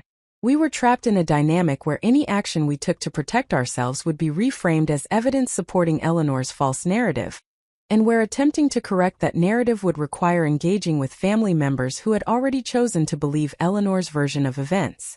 Over the next several days, as our truncated honeymoon drew to a close and we prepared to return home to face the consequences of Eleanor's campaign more directly, additional dimensions of her efforts emerged through various channels. My sister Olivia called to inform me that Eleanor had contacted our parents, ostensibly to express concern about my well-being but actually to plant seeds of doubt about whether I was being honest with them about my professional standing and my relationship with Cameron. Eleanor had suggested to my mother that perhaps I was experiencing a mental health crisis that was causing me to misinterpret normal family tensions as attacks, and that perhaps they should encourage me to seek psychiatric evaluation and treatment before the situation deteriorated further. My mother, to her eternal credit, had apparently responded to Eleanor's overture with a directness that left no ambiguity about whose side she was on in this conflict. According to Olivia's account, our mother had told Eleanor in extremely clear terms that she knew exactly what Eleanor was attempting to do, that she would not participate in any effort to undermine or gaslight me, and that Eleanor should be ashamed of herself for attacking a young woman whose only crime was loving her son and building a successful career through hard work and dedication. The conversation had ended with Eleanor hanging up on my mother after being told that she was behaving like a bitter, controlling woman who would rather destroy her son's happiness than accept that he had made his own choices about his life partner. This unsuccessful attempt to recruit my own family into her campaign against me revealed something important about Eleanor's strategy and her desperation. She was not content to simply attack me directly through institutional complaints and patient manipulation. She was also attempting to isolate me by turning my own support system against me, or at minimum by creating enough doubt and confusion among people who cared about me that they might pull back from offering unconditional support. The fact that this strategy had failed with my immediate family did not mean it would not succeed with more distant relatives, friends, or professional colleagues who lacked the same depth of knowledge about my character, and who might be more susceptible to believing that maybe there was some truth underlying Eleanor's accusations even if she was exaggerating or misrepresenting specific details. Michael Brennan called to provide an update on the legal proceedings that were now moving forward in response to Eleanor's refusal to comply with the cease and desist letter. He had filed a formal defamation lawsuit in civil court seeking compensatory damages for harm to my professional reputation and emotional distress, as well as punitive damages designed to punish Eleanor for her malicious conduct and deter similar behavior in the future. The lawsuit detailed every false statement Eleanor had made about me, every institution she had contacted with misleading information, and every action she had taken that could be characterized as tortious interference with my professional relationships or intentional infliction of emotional distress. Michael anticipated that Eleanor would be served with the lawsuit within the next week, at which point she would need to retain her own attorney to respond to the allegations and to defend against the damages we were seeking. He expected that the reality of facing actual legal consequences rather than just threatening letters might finally convince Eleanor to reconsider her approach, particularly once her attorney explained the strength of our case, and the likelihood that she would face significant financial liability if the matter proceeded to trial. However, he also cautioned that litigation was unpredictable, and that Eleanor might choose to defend herself aggressively even in the face of overwhelming evidence against her, particularly if she had convinced herself that she was acting appropriately, and that any consequences she faced were unjust persecution rather than natural results of her own choices. The thought of spending months or potentially years engaged in litigation with my mother-in-law, while simultaneously trying to build my marriage and my medical career, felt exhausting beyond measure. This was supposed to be the beginning of my life with Cameron, the period where we established patterns and rhythms for our partnership, and built the foundation that would support us through future challenges and transitions. Instead, we were spending our energy and resources defending against attacks from his own family, managing legal proceedings, and trying to repair professional damage that should never have occurred in the first place. But as draining as the situation was, I also recognized that allowing Eleanor's behavior to continue unchallenged would be far more destructive in the long term than confronting it directly despite the immediate costs of that confrontation. If I backed down now, if I allowed her complaints to stand without formal refutation, if I accepted her characterization of me as manipulative or incompetent without fighting back, I would be setting a precedent that would govern our relationship for the rest of my marriage to Cameron. Eleanor would learn that her attacks were effective, that she could control my behavior and Cameron's choices through systematic destruction of my reputation, and that there were no real consequences for her actions beyond temporary estrangement that she apparently believed was worth enduring in service of her campaign against me. During our final night at the resort before flying home, Cameron and I sat on the balcony overlooking the ocean and tried to articulate what we needed from each other to survive the coming months of legal and professional challenges. The conversation was difficult because it required acknowledging realities neither of us wanted to face, including the possibility that his relationship with his parents might be permanently destroyed by this conflict, and that my medical career might never fully recover from the damage Eleanor had already inflicted regardless of how thoroughly we refuted her specific accusations. Cameron spoke first, his voice carrying the weight of someone who had spent days processing painful realizations about the family he came from and the mother he thought he knew. I need you to understand that I am choosing you completely and without reservation, and that choice is not conditional on what happens with my parents, or how long this conflict continues. I know that watching me grieve the loss of my relationship with my mother is going to be hard for you, and I know you might worry that I will eventually resent you for being the reason I am estranged from my family. But I need you to trust that this is their choice rather than yours or mine. They could end this conflict at any moment by withdrawing their complaints and treating you with basic decency. The fact that they are choosing to persist in their attacks tells me everything I need to know about their priorities and their values. His words provided reassurance I desperately needed, but they also highlighted the asymmetry in what we were each sacrificing for this marriage. Cameron was losing his relationship with his parents and potentially with extended family members who sided with Eleanor in this conflict. I was facing threats to my medical license, my professional reputation, and my peace of mind, but I was not losing family connections or support systems that had been central to my identity and sense of security throughout my life. The trade-offs we were each making were not equivalent, and I worried about whether the imbalance would eventually create resentment even if Cameron genuinely believed in the moment that he had made peace with the costs of choosing me over his family. I need you to promise that you will tell me if you start to feel resentful about what this situation is costing you, I said carefully, trying to articulate my concern without suggesting that I doubted his commitment or his ability to maintain boundaries with his parents. I cannot read your mind, And I do not want to discover months or years from now that you have been silently regretting your choice or wishing that things had unfolded differently. If we are going to build a marriage that survives this kind of external pressure, we need to be honest with each other about the emotional toll, even when that honesty is uncomfortable or reveals feelings that seem disloyal or inappropriate. Cameron nodded, reaching for my hand and holding it with the kind of deliberate attention that communicated he understood the importance of what I was asking. I promise I will talk to you about what I am feeling rather than bottling it up and pretending everything is fine when it is not. And I need the same promise from you. You have been incredibly strong throughout this entire nightmare, but I know you must be scared and angry and hurt in ways you are not fully expressing because you are trying to hold yourself together and project confidence. I need you to let me see those harder emotions too, even when they make you feel vulnerable or weak, because otherwise I am going to worry that you are suffering in silence while trying to protect me from the reality of what my family is putting you through.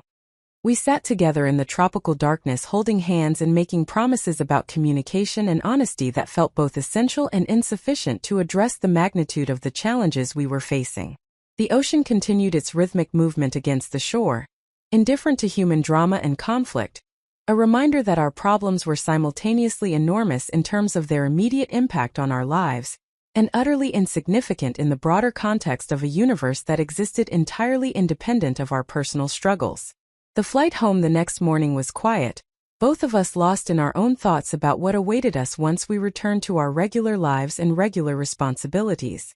I would need to meet with Dr. Martinez at Riverside Medical Center to formally respond to Eleanor's complaint. I would need to coordinate with Patricia and Michael Brennan about strategy for addressing the state licensing board investigation and the complaints at other hospitals. I would need to return to my surgical practice and face colleagues who had likely heard rumors about the wedding reception incident and who might have questions about whether there was substance underlying Eleanor's accusations. I would need to rebuild professional relationships and credibility that had been damaged through no fault of my own, while simultaneously managing the ongoing stress of litigation and regulatory investigations. Cameron would need to navigate his own professional responsibilities while supporting me through the coming challenges, a balancing act that would require careful attention to boundaries between work obligations and family crisis management. He would need to maintain his decision to remain estranged from his parents despite potential pressure from siblings or extended family members who might attempt to broker reconciliation, or who might blame him for allowing the situation to escalate to formal legal proceedings. He would need to process his own grief and anger about his mother's behavior, while also being emotionally present for me during what would certainly be one of the most difficult periods of my professional life. As our plane descended toward home, I looked out the window at the city sprawling below us and felt the weight of returning to a life that had been fundamentally altered by Eleanor's malicious campaign. The physical landscape was unchanged, but my place within it had been destabilized in ways that would require sustained effort to restore. I was no longer simply Dr. Rachel Morrison, cardiovascular surgeon with a promising career and a new marriage. I was now also Dr. Rachel Morrison, target of a vindictive mother-in-law's campaign to destroy her professional reputation, subject of complaints to multiple hospitals and regulatory bodies, plaintiff in a defamation lawsuit, and wife to a man who had been forced to choose between his partner and his parents. The coming months would determine whether I could rebuild what Eleanor had damaged, whether the truth would ultimately prevail over her malicious misrepresentations, and whether my marriage to Cameron could survive the extraordinary pressures being placed upon it before we had even had time to establish a stable foundation. But in that moment, descending toward home with Cameron's hand holding mine and with the support of people like Patricia and Michael who believed in my character and my competence, I felt a determination hardening within me that Eleanor had not anticipated and could not destroy through institutional complaints or patient manipulation or family politics. She had underestimated me, assuming that someone from my working-class background lacked the resources or the resilience to fight back effectively against someone with her social connections and financial advantages. She had failed to consider that excellence earned through hard work and demonstrated through consistent achievement was more durable than status inherited through family wealth or maintained through social positioning. She had not understood that attacking someone's professional reputation could backfire catastrophically when that person actually possessed the competence and ethical standards they claimed, because investigations designed to uncover problems would instead reveal sustained patterns of excellence that contradicted the accusations entirely. Eleanor had started this war believing she would win easily. She was about to discover how wrong that assumption had been. The meeting with Dr. Raymond Martinez took place in a windowless conference room at Riverside Medical Center on a gray morning that matched my internal emotional landscape. Michael Brennan sat beside me with a legal pad and a recording device that he had requested permission to use for documentation purposes, a request that Dr. Martinez had granted after brief consultation with the hospital's legal counsel. The atmosphere was formal and somewhat tense despite everyone's efforts to maintain professional courtesy. The kind of tension that exists when people are discussing matters with significant consequences, while trying to avoid escalating already fraught situations into something worse. Dr. Martinez was a cardiologist in his early 60s who had transitioned from clinical practice into medical administration over the past decade, bringing to his credentialing committee work the perspective of someone who understood both the realities of patient care and the institutional obligations that governed hospital oversight of physician quality and conduct. I had interacted with him professionally on several occasions during my time at Riverside, and had always found him to be fair-minded and thoughtful in his approach to complex situations where multiple competing interests and perspectives needed to be balanced. His expression as we began the meeting was carefully neutral, revealing neither sympathy nor suspicion but rather the professional detachment appropriate for someone conducting what was essentially an investigative interview. He began by thanking me for meeting with him on relatively short notice, and by acknowledging that the circumstances requiring this meeting were unusual and potentially distressing. His tone carried genuine concern for my well-being alongside his institutional responsibility to address the complaint that had been filed, a balance that I appreciated even as I remained wary about how this conversation might unfold and what implications it might have for my continued privileges at the hospital. Dr. Morrison, as you know from the voicemail I left during your honeymoon, the credentialing committee received a complaint about your fitness to practice medicine at this institution. Dr. Martinez began, reading from notes he had prepared in advance. The complaint was filed by Eleanor Chun, who identified herself as a concerned citizen with knowledge of issues in your professional background that she believed warranted investigation by this committee. The specific allegations included claims that you have multiple unresolved complaints in your licensing file, that you have been named in malpractice litigation, that you have demonstrated questionable judgment in clinical situations, and that you have misrepresented your qualifications and achievements in ways that call into question your honesty and integrity. Hearing Eleanor's accusations read aloud in this official context made them feel simultaneously more serious and more absurd than they had seemed during the wedding reception confrontation, or in her subsequent emails to Cameron. The formality of the setting and the documentation being created through this meeting elevated her malicious gossip into institutional record, creating exactly the kind of paper trail she had intended to establish when she filed complaints across multiple hospitals and regulatory bodies. Even though I was confident that this investigation would ultimately exonerate me, the fact that it was occurring at all represented a victory for Eleanor in her campaign to damage my professional standing and create lasting doubt about my competence. Michael Brennan interjected before I could respond to Dr. Martinez's summary of the allegations. Before Dr. Morrison addresses these claims specifically, I want to provide important context about the source of this complaint and the motivations underlying it. Eleanor Chun is Dr. Morrison's mother-in-law, and she has been engaged in a sustained campaign to damage Dr. Morrison's reputation both personally and professionally since Dr. Morrison became engaged to Mrs. Chen's son approximately 8 months ago. Mrs. Chun attempted to publicly humiliate Dr. Morrison at her wedding reception 2 weeks ago by making these same allegations in front of 200 guests. That attempt was unsuccessful due to the intervention of Judge Patricia Whitmore, who serves on the State Medical Licensing Board, and who provided immediate context about the baselessness of these accusations. He slid several documents across the table to Dr. Martinez, including transcripts of Eleanor's emails to Cameron, witness statements from wedding guests describing the reception incident, and copies of the cease and desist letter that had been sent to Eleanor demanding that she withdraw her complaints and cease making defamatory statements. We are currently pursuing defamation litigation against Mrs. Chun for her false statements about Dr. Morrison's professional qualifications and conduct. We are also investigating whether Mrs. Chun violated patient privacy laws in obtaining information about Dr. Morrison's surgical outcomes, as she appears to have contacted family members of patients who experienced complications following procedures Dr. Morrison performed. This complaint to your credentialing committee is part of a coordinated effort to destroy Dr. Morrison's medical career because Mrs. Chun disapproves of her son's marriage. Dr. Martinez reviewed the documents with an expression that shifted from professional neutrality toward something resembling concern and dismay, as he absorbed the full scope of Eleanor's campaign and the personal motivations driving her institutional complaints. He set down the papers and removed his reading glasses, rubbing the bridge of his nose in a gesture that suggested he was processing information that complicated what he had assumed would be a straightforward quality assurance matter. "This is highly irregular," he said finally, his tone conveying both sympathy for my situation and obvious frustration about being drawn into what was essentially a family dispute masquerading as a professional concern.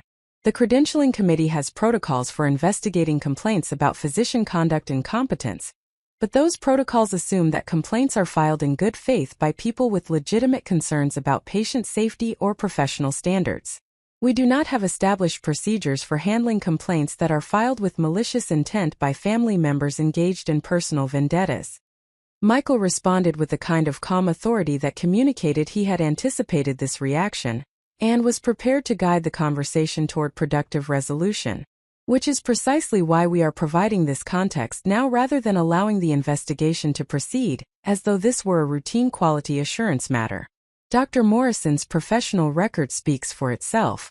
She has no substantiated complaints in her licensing file, no adverse outcomes that suggest problematic clinical judgment, no disciplinary actions or sanctions from any hospital or regulatory body, and a consistent track record of excellence throughout her training and her subsequent practice.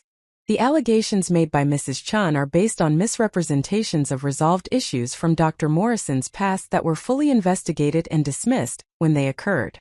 Mrs. Chun is attempting to weaponize normal quality assurance processes to serve her personal agenda of destroying her daughter-in-law's career."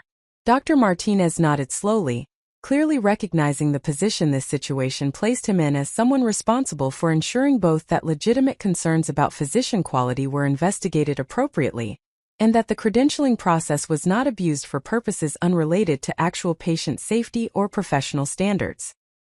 He turned his attention to me directly, his expression shifting from administrative formality towards something more personal and empathetic. "Dr. Morrison, I want to assure you that the committee will handle this matter with full awareness of the context Mr. Brennan has provided," he said with deliberate emphasis on each word. "However, I still need to ask you to respond formally to the specific allegations so that our investigation record is complete, and so that if Mrs. Chun attempts to claim that we failed to take her complaints seriously, we have documentation showing that we conducted a thorough review before dismissing her accusations as baseless.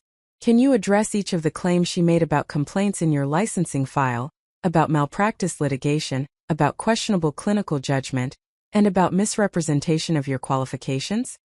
I had prepared for this moment during the flight home from our truncated honeymoon, reviewing my entire professional history with the kind of systematic attention I brought to preoperative planning when preparing for complex surgical cases. I had gathered documentation for every issue Eleanor had twisted into evidence of incompetence or dishonesty, creating a comprehensive record that would allow me to refute her accusations with specificity and clarity, rather than with vague denials or emotional protests about her unfairness.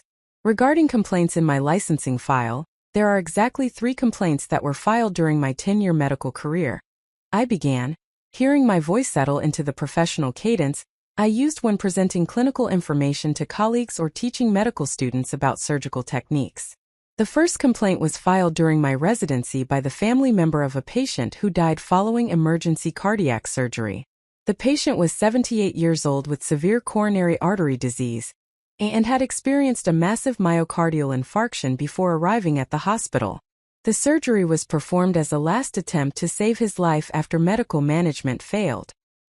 He died in the operating room despite our best efforts. The family filed a complaint alleging that the surgery was unnecessary, and that their father would have lived longer without the intervention. The Hospital Quality Assurance Committee reviewed the case extensively and determined that the surgical decision was appropriate, given the clinical circumstances, and that the technique used during the procedure met professional standards. The complaint was dismissed with a finding that no error occurred. I paused to ensure Dr. Martinez was following my narrative, and to give him opportunity to ask clarifying questions if needed. He nodded for me to continue, taking notes on the legal pad in front of him while maintaining eye contact that communicated he was fully engaged with my explanation. The second complaint was filed by a patient who experienced wound infection following a valve replacement procedure. I continued. Surgical site infections occur in approximately 2 to 5% of cardiac surgery cases regardless of surgeon skill or adherence to sterile protocols. They are an unfortunate but unavoidable risk of invasive procedures. This particular patient had multiple risk factors for infection including diabetes, obesity, and immune system compromise. The infection was identified early, treated aggressively with antibiotics and wound care, and resolved completely without long-term complications. The patient filed a complaint suggesting that the infection indicated negligent surgical technique. The Hospital Quality Assurance Committee reviewed the case and determined that all appropriate sterile precautions had been taken, and that the infection was an unfortunate outcome within the expected range of complications, rather than evidence of substandard care. The complaint was dismissed. Dr. Martinez interjected with a question about the third complaint, and I appreciated his engagement with the details rather than simply accepting my summary without scrutiny. His willingness to ask questions suggested he was taking the investigation seriously, while also approaching it with appropriate skepticism about Eleanor's motivations. The third complaint was filed by a patient's adult daughter who believed her mother should have been offered a less invasive treatment option than the open-heart surgery I recommended. I explained. The patient was 62 years old with complex coronary anatomy that made her unsuitable for percutaneous intervention.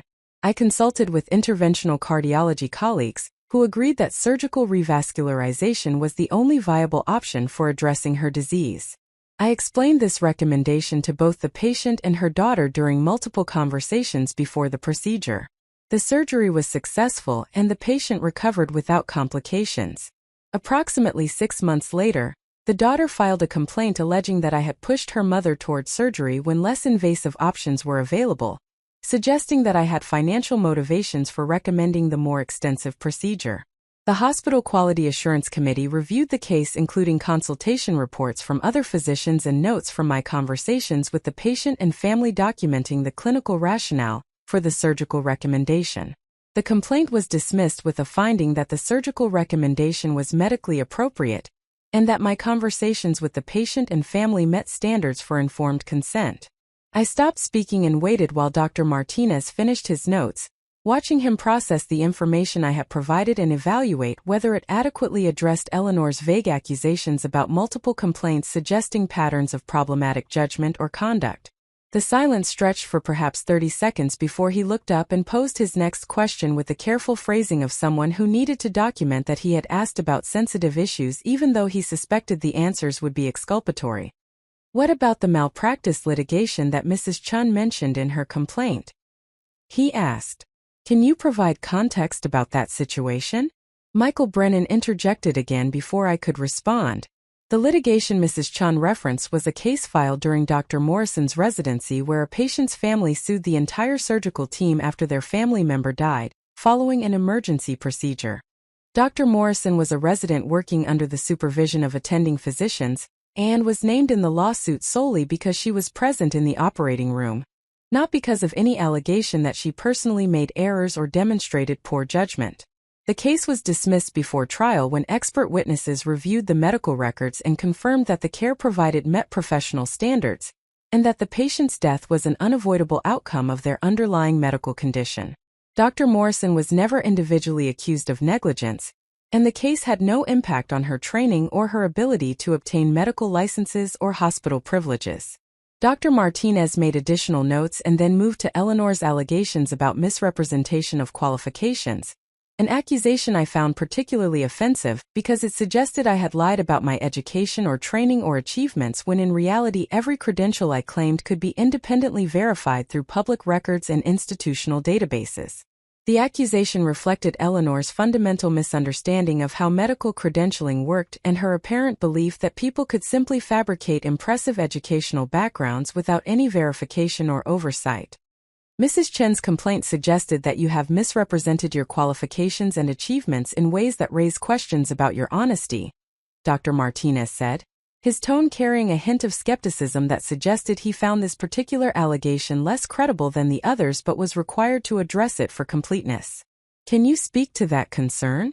I felt anger rising in my chest at the absurdity of needing to defend my educational credentials and professional accomplishments against accusations from someone who had never spent a single day in medical school or surgical training, and who had no understanding of the verification processes that governed medical practice. But I channeled that anger into the kind of controlled response that demonstrated composure under pressure, rather than allowing emotion to undermine my credibility. Up next, you've got 2 more standout stories right on your screen. If this one hit the mark, you won't want to pass these up. Just click and check them out. And don't forget to subscribe and turn on the notification bell so you don't miss any upload from us.